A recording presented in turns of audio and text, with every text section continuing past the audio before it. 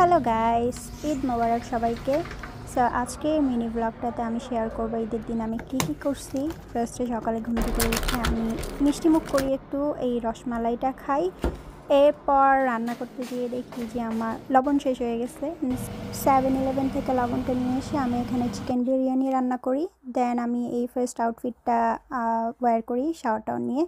আমি আজকে একটু হেয়ারটা কার্ল করছি। এরপর আমি একটু ক্লাসে গেছিলাম। এখানে দেখো আমাদের ইউনিভার্সিটিতে কত সুন্দর চেরি ব্লসম ফুটে গেছে, অনেক সুন্দর দেখাচ্ছিল এই সাইডটা। সো আমি এখানে কিছু ভিডিও ক্যাপচার করি অ্যান্ড এই পাশটাতে দেখি এখানে কি জানি একটা ফুলের গাছ। এরপর আমি একটু প্যারিস বাগেটে যাই, ওখানে একটু হালকা পাতলা খাবার খেয়ে বাসে চলে আসি। এরপর রাতে ছিল আমার একটা ভাইয়ের বাসায় দাওয়াত, রাত 2টার দিকে। এইটা হচ্ছে আমাদের বাঙালি কমিউনিটি বলা যায়। সো এইভাবে আমি আমার ঈদের দিনটা স্পেন্ড করি। আজকের জন্য এই পর্যন্ত, আল্লাহ হাফেজ।